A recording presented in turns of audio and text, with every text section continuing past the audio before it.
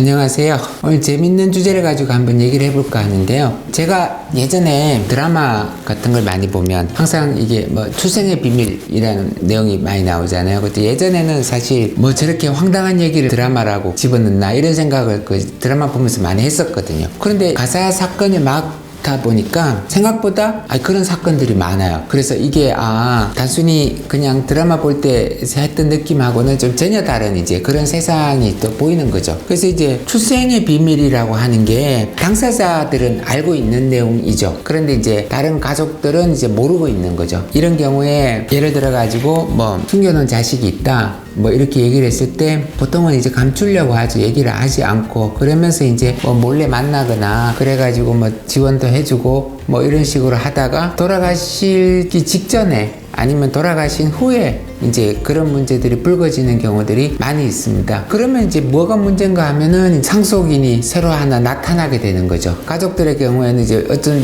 불이탈을 맞게 되는 거고. 하지만 또 반면에 이제 그쪽 출생의 비밀을 간직한 자식의 경우에는 이걸 이제 평생 이제 이걸 자기 입장에서는 또 차별당하면서 말도 못하고 살았다는 거죠. 그래가지고 이제 마지막에라도 이제 자기 자신의 권리를 주장하고 싶다. 이제 이런 욕구들이 강하게 됩니다. 물론 이제 그런 일들이 있다고 해가지고 이게 모두가 다 소송으로 연결되는 건 아니에요. 하지만 돌아가시고 난 다음에 이런 일들이 이제 발생을 하는 사건들이 의외로 좀 많이 있다고 보면 되겠습니다. 그럼 이제 보통 이런 일들이 이제 어떤 식으로 사건이 이루어지는가 하면은 보통은 이제 부모님이 건강하실 때는 일단 너는 그냥 조용히 지내라 뭐 이렇게 얘기를 하고 뭐 용돈도 주고 뭐 지원도 해주고 뭐 이런 식으로 해서 지내는 경우가 대부분인데 돌아가실 때쯤이 되면 이제 자기가 이제 더 이상 그럴 필요가 없다는 걸 이제 알게 되는 거죠. 이 남은 상속 재산을 다른 가족들이 가져가기 전에 내가 권리를 챙겨야 되겠다. 이제 이런 생각을 하게 돼서 이제 그래서 이제 변호사를 찾아오는 경우도 있고요. 아니면 그 정반대로 어르신이 찾아와가지고 이런 경우가 있는데 내가 이걸 어떻게 정리를 하고 끝냈으면 좋겠느냐 이렇게 물어오시는 경우도 있어요. 그러니까 통상적으로는 두 단계를 거쳐서 상속 분쟁으로 넘어간다고 보면 되겠어요. 첫째로는 이제 친자 확인을 먼저 받아야 되는 거죠. 왜냐하면 호적이 안 올라 있기 때문에. 그래서 부를 상대로는 이제 인지 청구를 하게 돼요. 그래가지고 이제 친자 관계를 확인을 받고 그 다음에 호적에 등재가 되면 이제 그때부터는 이제 상속인으로서 자격이 생기게 돼요. 이렇게 이제 인지 청구가 들어오는 경우에 당사자 입장에서는 나는 모른다 이렇게 끝까지 거부하고 또 이제 유전자 검사를 이제 받으라고 이제 법원에서 명하게 되는데 이제 그런 경우도 이제 나는 검사 안 받을 거야 이렇게 해가지고 끝까지 이제 가는 경우들 또 종종 있어요. 그런데 이제 법원에서는 뭔가 친자 관계인 가능성이 의심이 되는 당사자가 이제 검사를 안 받겠다고 끝까지 이제 우기면은 검사를 받지 않은 책임을 그 당사자한테 넘기게 되고 유전자 검사 결과가 안 나왔다고 하더라도 네가 검사를 안 받았기 때문에 이제 그런 거기 때문에 이제 친자 관계를 인정하는 판결을 해주게 됩니다. 이제 검사를 안 받는 건 다 이유가 있는 법이죠. 그래서 이제 검사를 받지 않는다는 이유만으로 해서 내가 그걸 이제 확인을 거부할 수는 없다라는 걸 아셔야 되고요. 또 이제 그 당사자가 이제 사망했을 때는 어떻게 하느냐? 그러면은 이제 결국에는 이제 다른 친척 또는 그 배다른 형제들 사이에서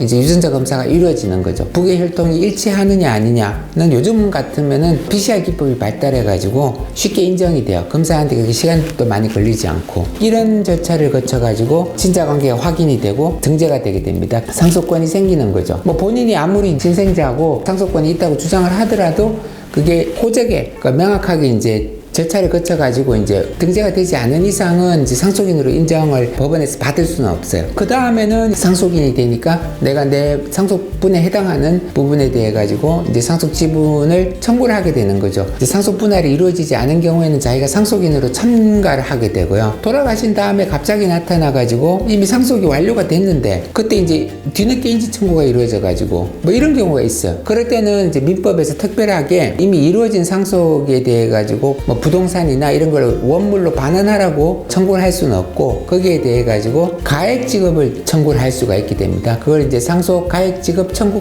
상속이라고 하는데, 그런 경우에는 이제 이미 이루어진 상속 분할에 대해서는 일단은 그걸 유효하다고 보고, 다만 이제 상속인이 하나 더 생겼고 자신이 상속분 이상을 가져갔으니까 그 부분에 대해 가지고 가액으로 이제 반환을 명하게 되는 것이죠. 그래서 이제 이런 일들이 있기 때문에 보통 이제 이거 이제 혼외자를 둔 부모 입장에서는 또 이제 이런 부분을 염려를 해가지고 미리 이제 유언을 남겨놓는 경우가 많이 있어요. 그럼 이제 유언을 해가지고 뭐 매정하지만 그쪽 자식한테는 재산을 주지 않고 지금 호적에 있는 자녀들한테만 재산을 준다, 뭐 이런 식으로 유언을 남기는 경우가 있는데, 그런 경우에도 이제 유류분이라는 게 발생을 하는 거죠. 그래서 사망 당시에 이제 나눌 상속 재산은 남아있지 않은데 이제 유언으로나 생존증여로 다 넘어갔다고 하더라도 이제 유류분 반환 청구권이 생기기 때문에 그 부분에 대해 가지고는 일정 부분 반환 책임이 인정될 수밖에 없습니다. 그래가지고 이것을 완전히 이제 모면하는 방법은 솔직히 있을 수가 없어요. 어쨌든 간에 이제 법적으로 자기가 상속인이 됐기 때문에 그것이 이제 상속분에 따른 지급 청구가 될 수도 있고 아니면 이제 유류분 반환 청구로 이루어질 수도 있어요. 근데 이제 가끔 보면 이제 이런 경우가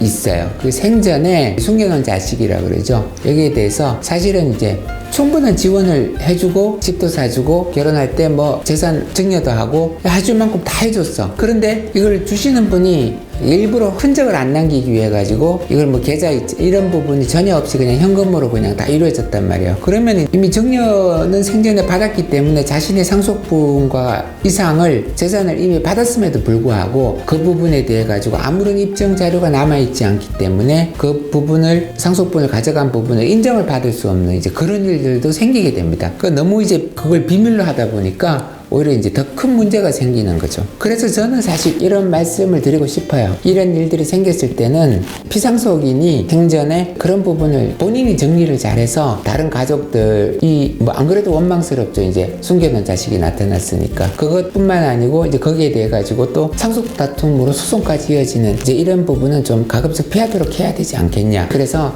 나눠줄 부분은 나눠주되 또 그 부분에 대해서는 또 증빙 자료를 남겨놓고 이제 이런 부분을 다 정리를 생전에 하셔가지고 그런 상속인들 사이에 본인은 돌아가시고 안 계시고 그 자식들 사이에서 이런 쓸모없는 법적 분쟁이 이루어지지 않도록 할 필요가 있습니다. 이제 그런 부분을 사실 혼자서 고민하지 말고 사실 변호사를 만나가지고 상담을 미리 하면은 사실 그런 분쟁도 예방이 될 수가 있어요. 나중에 뒤늦게 이제 그런 거 없이 그냥 상속이 이루어졌을 때 좀 안타까운 부분들이 많이 있습니다. 이게 이제 보통 이제 이 전형적인 예라고 할 수가 있는데, 또 이제 이 반대의 경우도 있죠. 뭔가 하면은 실제로는 이제 호적에는 자식으로 올라와 있는데 그 실제로는 자식이 아닌 거야. 그럼 뭔가 하면은 예전 같으면 이제 출생신고를 빨리 안 했기 때문에 이런 경우들이 있어요. 내가 이제 법적으로는 부부 사이에 출생을 하면 호적에 올릴 수 있는데 그게 아니면은 호적에 올릴 수 없었던 경우들이 있어요. 그렇기 때문에 친모는 따로 있는데 그게 법적인 어머니의 호적에 자식으로 올라가 있는 거예요. 이럴 경우에 이제 어머님이 돌아가시면은 이제 상속인이 되는 거죠. 근데 사실은 이제 어머님하고 같이, 사실은 친모하고 같이 살았겠지. 그런 경우들에 있어가지고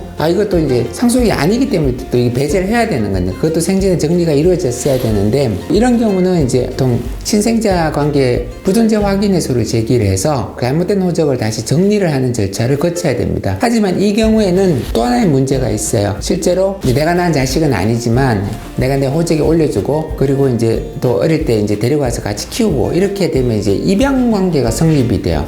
그래서 입양으로서 효력이 인정이 된다 그러면은 친자 관계 부존재 확인을 받을 수가 없게 되는 거죠. 그러면 이제 피를 나눈 자식은 아니지만 양자의 지위로서 상속권이 그대로 인정이 되게 됩니다. 그래서 이제 이런 어떤 호적과 관련된 사건을 하다 보면 사실 옛날에는 이제 호적이 아무렇게나 이렇게 막 해준 경우들이 참 많이 있었던 것 같아요. 뭐 태어나자마자 이제 사망하는 경우도 있고 그래가지고 이제 호적을 일부러 늦게 올리는 경우도 있고 이제 이런 것들이 사실은 이제 생전에 정리가 이루어지면은 참 좋을 텐데 이제 그런 것도 없이 아무 그냥 정리를 안 해놓고 돌아가시면 자식들 사이에서 오랫동안 사실 큰 싸움이 일어나게 됩니다. 보통 돌아가시기 전에 미리 정리를 해두시는 게 좋아요. 그걸 이제 어떻게 하면 좋을지는 이제 변호사를 통해서 상담을 받으시는 게 제일 좋고요. 서로가 쓸모없는 다툼을 하지 않도록, 또 그리고 누군가가 내가 억울하게 피해를 입었다 뭐 이런 원망이라든지 이런 부분이 이루어지지 않도록 하는 것이 사실은 가장 중요한 해결책이라고 볼 수 있을 것 같습니다. 좀 어려운 문제이긴 하죠. 왜냐하면 함부로 말을 하기도 힘들고, 하지만 이제